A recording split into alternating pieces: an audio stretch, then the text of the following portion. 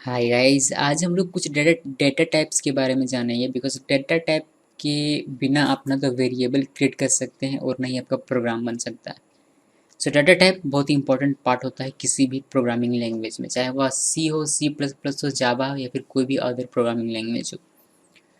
सो Java programming में हम लोग डेटा टाइप पढ़ रहे हैं, तो डेटा टाइप यहाँ दो कैटेगरीज में डिवाइड किया गया है, प्रिमिटिव और non primitive. Primitive data type की अगर हम लोग बात करें तो इसमें आते हैं numeric, non numeric.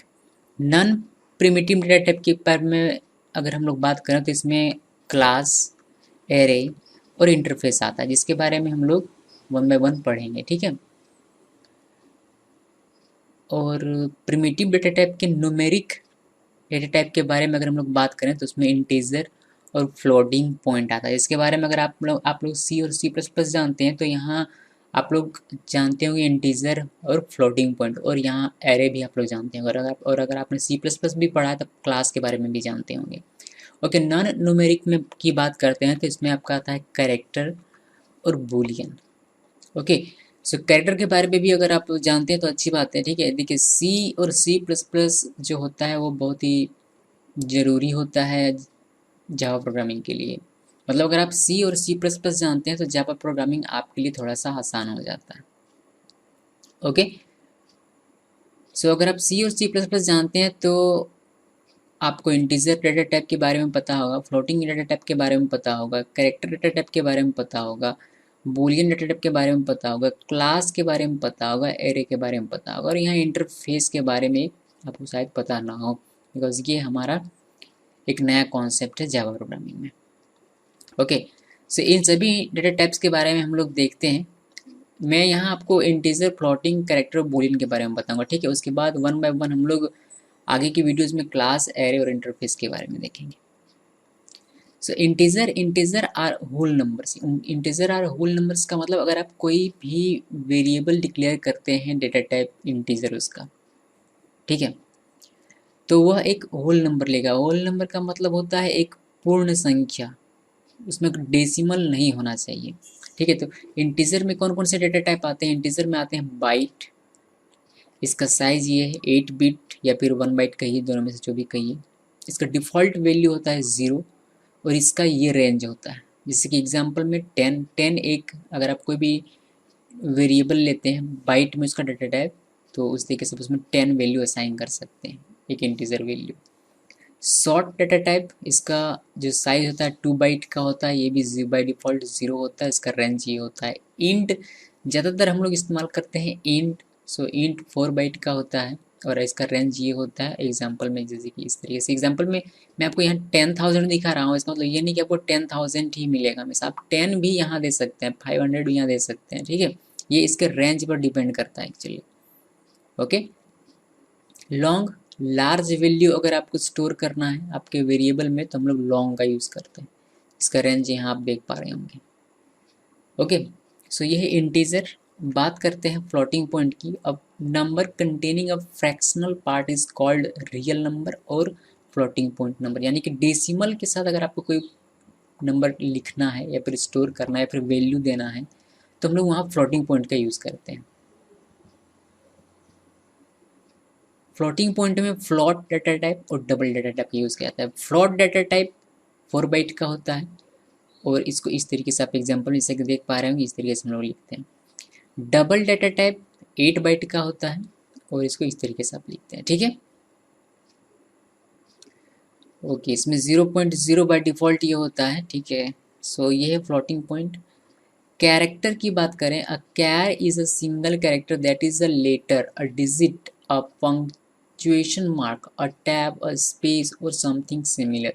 A char literal is a single one character enclosed in single quotes like char word equal a single quotes के अंदर, कैर सिंबल और सिंगल कोट्स के अंदर आपने ये डबल कोट्स दिया, सिंगल कोट्स के अंदर आपने डबल कोट्स दिया हुआ है, ठीक है। तो इस तरीके से आप कैर को लिखते हैं। उसी तरीके से हम लोग इंट को भी लिख सकते हैं, इंट वर्ड इक्वल, वहाँ आप कोई होल होल नंबर देंगे जैसे कि 10 या फिर 500 या फिर 10,000 कोई भी। इस तरह से ये केयर डाटा टाइप है। केयर डाटा टाइप क्या करता है, एक लेटर को होल्ड करता है। केयर डाटा टाइप का वेरिएबल एक लेटर को होल्ड करेगा, एक सिंबल को होल्ड करेगा, एक पंक्चुएशन मार्क को होल्ड करेगा, एक टैब को होल्ड करेगा, एक स्पेस को होल्ड कर सकता है, यानी कि इन सभी चीज़ों को ये होल्ड करता है। और कैरेक्टर डेटा टाइप का साइज होता है 2 बाइट या फिर 16 बिट्स जो कहिए। ओके, यहाँ तक क्लियर है?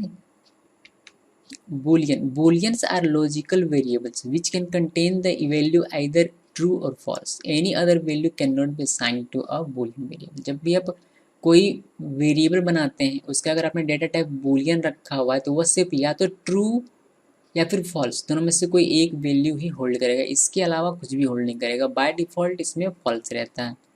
ठीक है, ओके, सो यही है गाइज डेटा टाइप, कुछ बेसिक डेटा टाइप्स हैं जिसका इस्तेमाल हम लोग लगभग हर प्रोग्राम में करते हैं। ओके, और भी कुछ डाटा टाइप से फिर कुछ ऐसी चीज़ें मिलेंगी जिनके बारे में हम लोग जैसे जैसे मिलेगी वैसे हम लोग बात करते जाएंगे।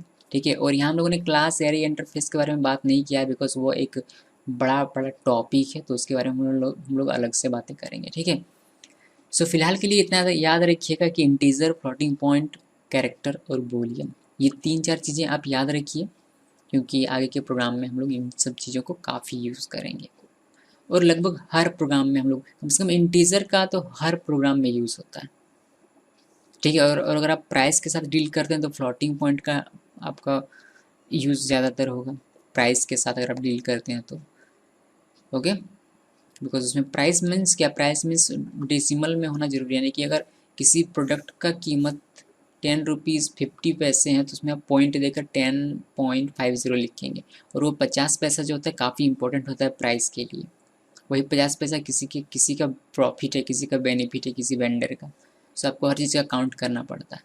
ओके, सो उस वक्त हम लोग फ्लोटिंग पॉइंट का यूज़ करते हैं। अगर आपको होल नंबर से अगर डील करना है तो वहाँ आप लोग इंटीजर का यूज़ कर सकते हो। इंटीजर में क्या क्या हमारे पास है, इंटीजर में हमारे पास है byte, short, int, long. Okay, floating point में हमारे पास क्या है, फ्लॉट और डबल। अगर आप छोटा फ्रैक्शनल पार्ट है यानी कि डेसिमल के बाद कुछ ही डिजिट है तो आप फ्लॉट का यूज सकते हैं, अगर डेसिमल के बाद बहुत बड़ा डिजिट है तो डबल का यूज़ करते हैं हम लोग। ठीक है, ये डिफरेंस होता है दोनों में।